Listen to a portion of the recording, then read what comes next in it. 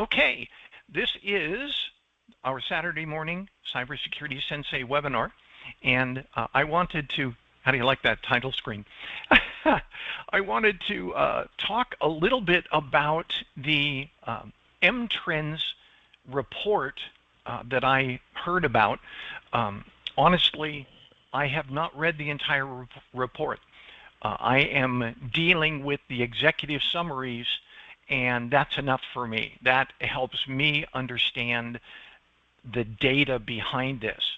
But it's from Mandiant.com, and okay, I'll go to the next slide. It's the Google Threat Intelligence Group and Mandiant.com, which is a subsidiary of Google. So this is 500,000 hours of Mandiant managed IP, or I'm sorry, IR incident response investigations in 2025. The link for that report, by the way, that is not the official report. Somebody has moved that report off to their site, and I'll put it in the link. You can get that report information, or you can get the report directly without having to sign up for Mandiant's, notifications or whatever. That's how I got a hold of the report, through gstatic.com. So I didn't go to Mandiant to pick up Mandiant's report. I'm going to be honest about that. But so this is based on 2025 statistics, but it was published in 2026, and it involves 500,000 hours of investigations for incidents. So I think that it is timely, and I think that it is accurate for just those very reasons. Any questions before I go any further? Has anybody else heard about the M-Trends report?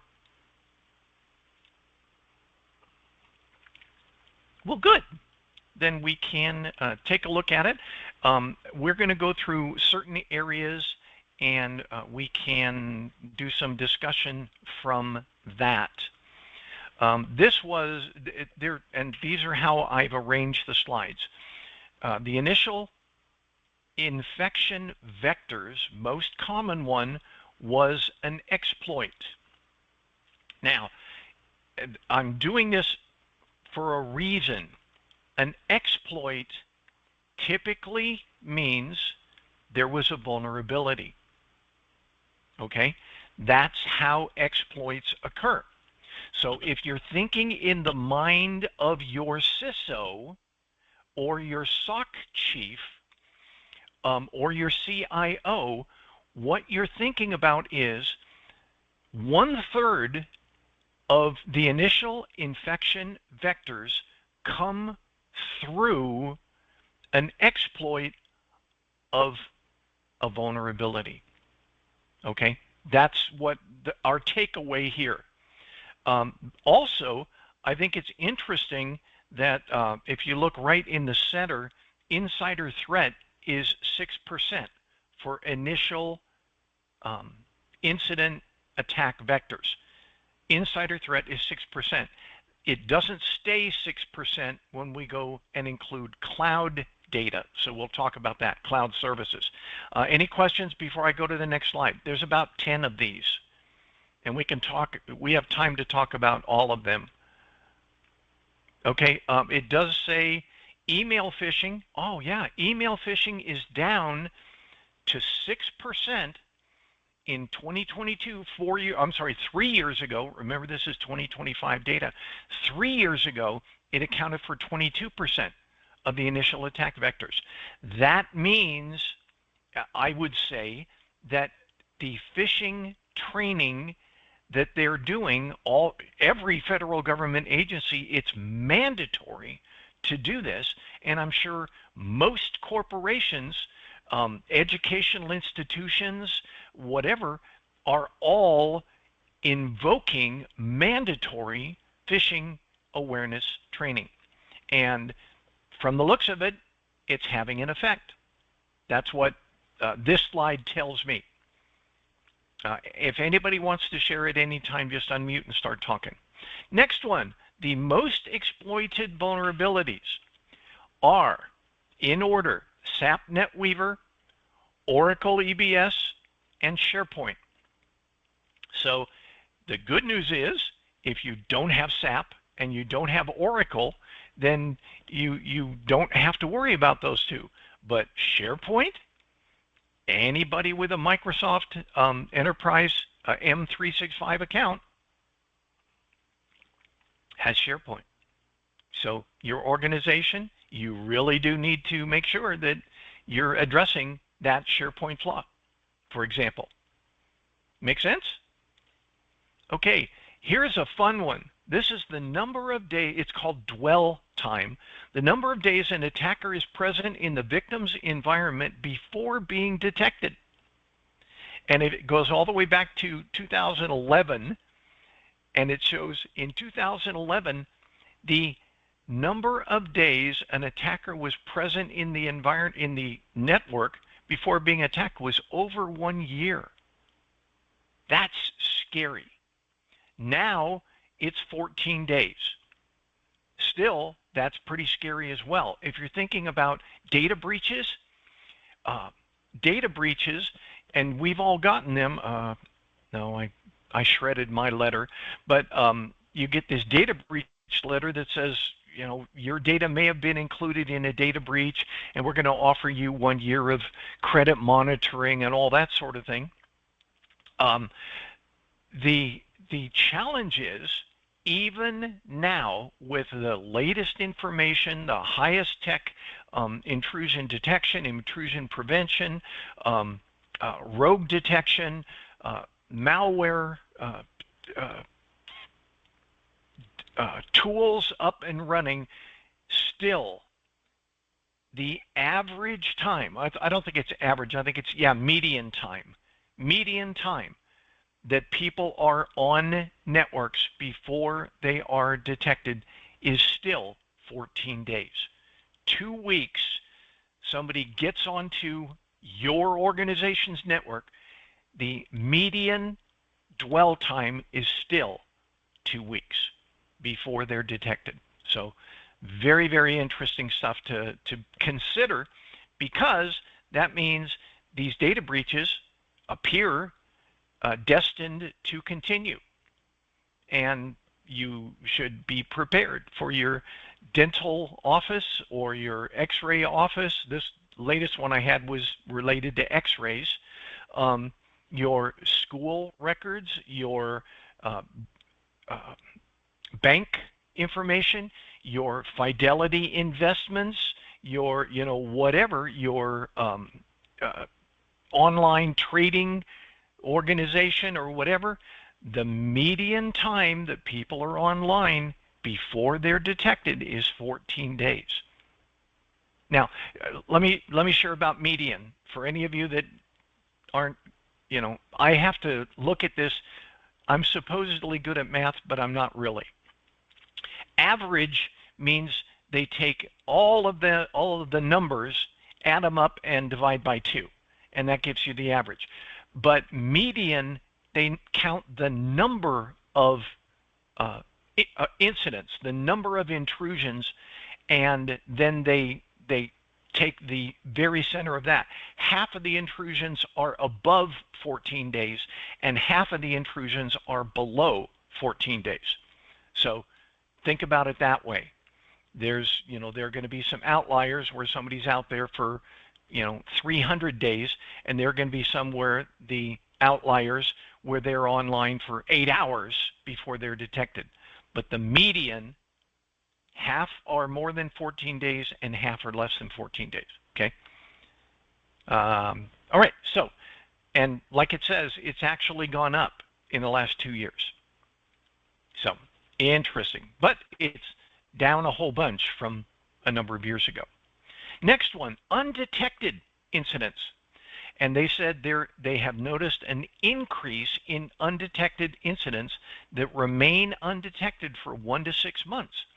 And they say those appear to be related to North Korea, who take extraordinary steps trying to keep from being detected.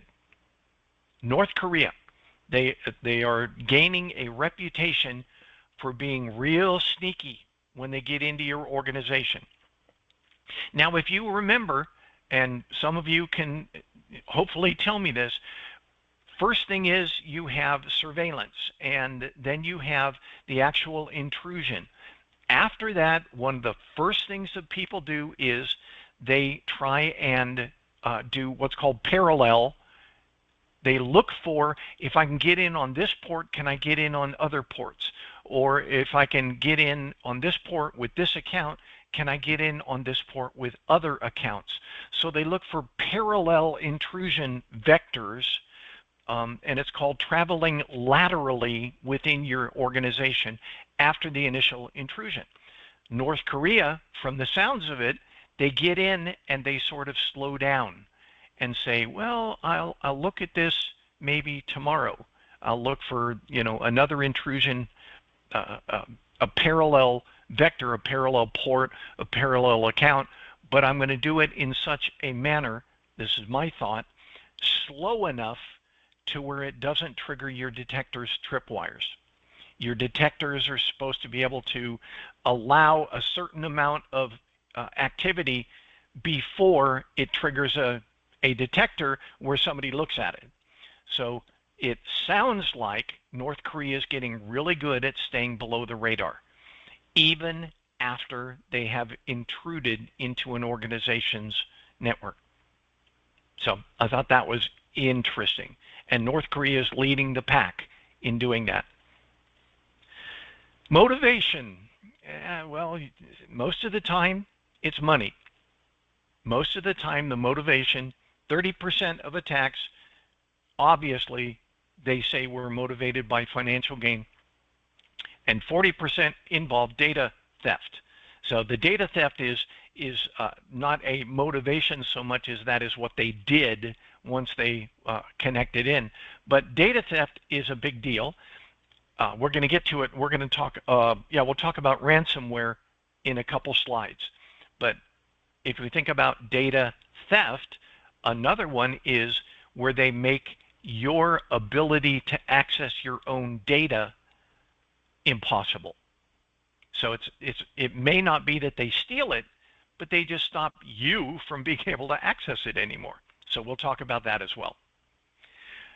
They identified 714 new malware families in 2025. That's up from 632 in 2024. That means, yes, there's the old exploits. Yes, there's the old malware campaigns. Yes, there's the old stuff, but there's also new stuff being generated that you have to be aware. If you're totally prepared for 2024's vulnerabilities, new malware families account for 714 new ones. And of those, they did say 20% specifically targeted Linux systems, Linux operating systems. So Linux is coming under the gun, and that means you got to be Linux smart. You can't bypass that anymore. If you don't know Linux, you need to, because 1 in 5 of the new malware family detections involve Linux. So next one, here we go, cloud compromises. Now these are cloud services like M365 or Amazon Web Services. There's lots of them out there, but that's what you should think about. Voice phishing was the #1 common initial vector for cloud services. And it says it was largely driven by shiny hunters and scattered spider. If you remember scattered spider, as I recall it, they were calling help desks and saying, I'm a member here and I've forgotten my password. I need your help to reset my password. And the silly help desk people were like, okay, look you up and say, oh yeah, there you are, and help this person reset their password, and it wasn't that person.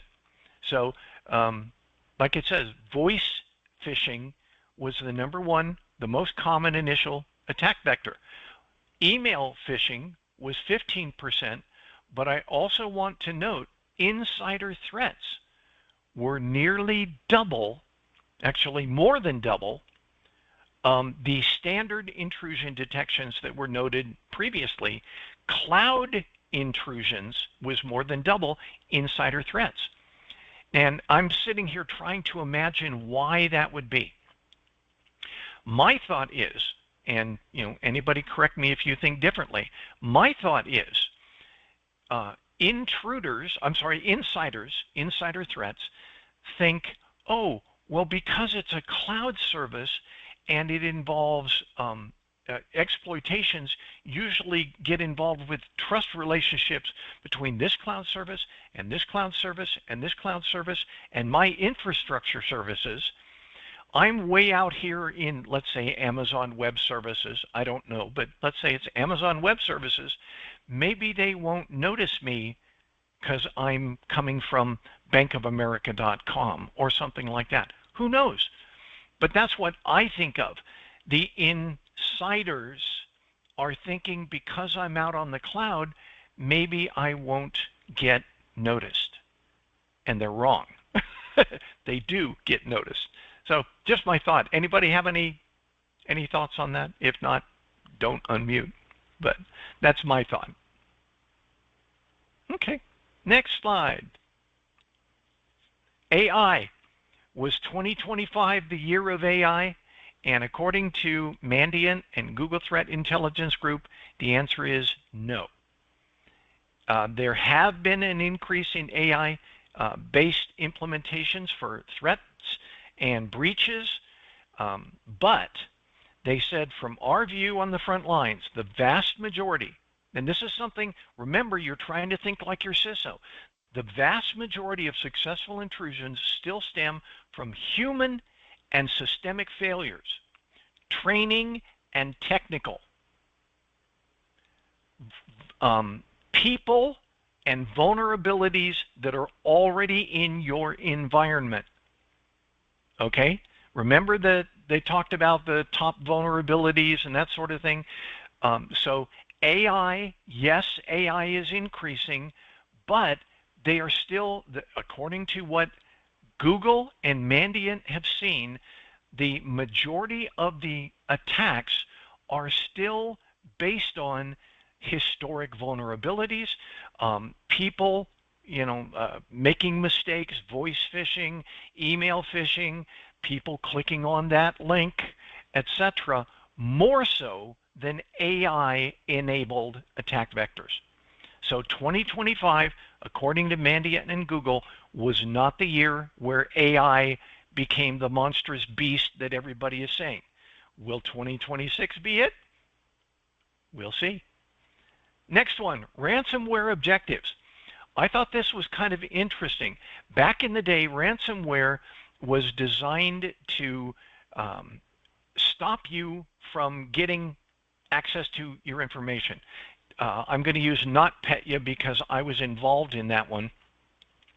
For our organization, NotPetya, it arrived in email, and it was an attachment that had a payload. The payload used ActiveScript within a Microsoft attachment. So, okay, thanks, Nerman. ActiveScript enabled in a Microsoft attachment to an email message.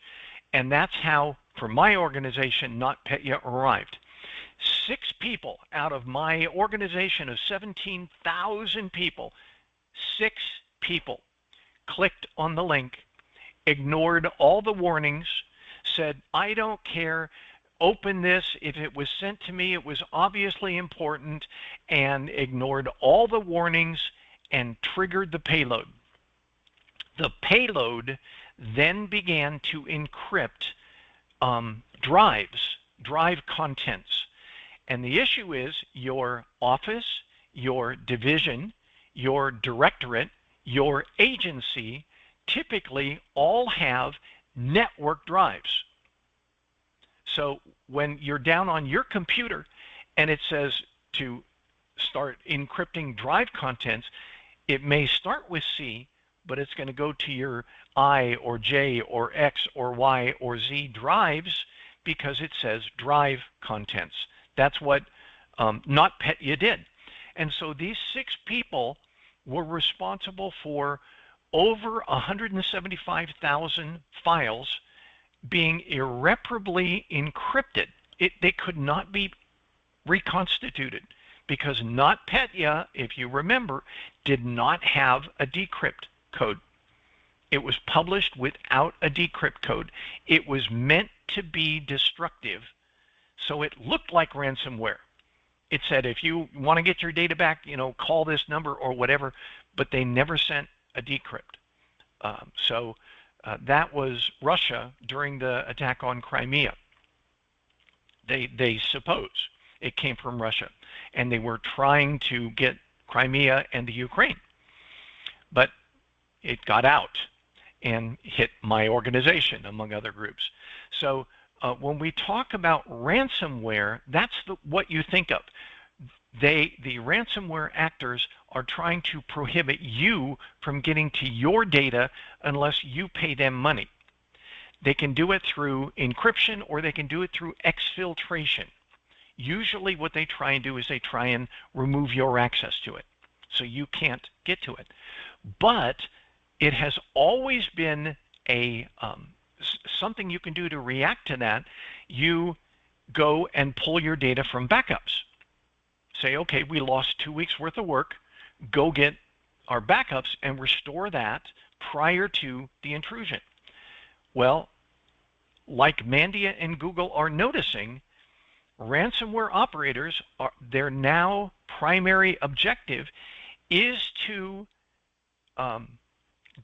deny you the ability to recover, more so than just trying to encrypt your contents and make you, have to pay money so that they can give you the decrypt code. They're trying to deny you access to your backups as well. And so I thought that was interesting. And also identity access and management and virtualization management as well. So that could be my organization back in the day, I don't recall exactly, but about 50% of the servers in our infrastructure, whether it was Windows or Linux servers or Oracle servers, were hardware, and about 50% were virtual. Well, imagine somebody being able to get into the virtualization service and deny access to 50% of your organization's servers. So that's what the ransomware actors are going toward, rather than things like your drive content. So I thought that was very interesting. When you are thinking like your CISO, you have to be thinking about this. Ransomware has now expanded into areas where primarily they're trying to deny you access using things like identity access and virtualization to keep you from getting to your backups, which I thought was interesting. The reason? They're trying to get you to pay.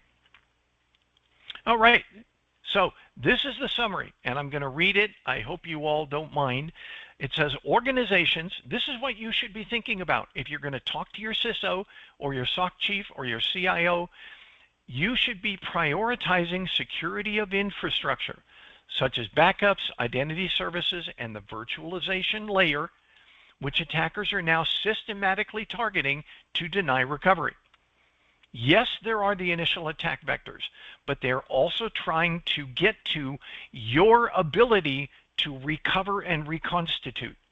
That's important. If you're in an interview, you say, yes, I know backups are as important, and identity access and management is as important as vulnerability exploitation.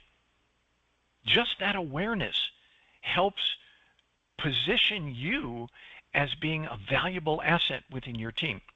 So it says hardening edge and core network devices remains critical, always. Make sure they don't get in the first place. Exploits continue to be the most common entry point for adversaries. That hasn't changed. But by addressing specific vulnerability gaps and focusing on the tactics that bring attackers their success, you can strengthen your cyber resilience. Okay?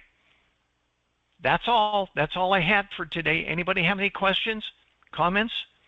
What did you think? Was this helpful?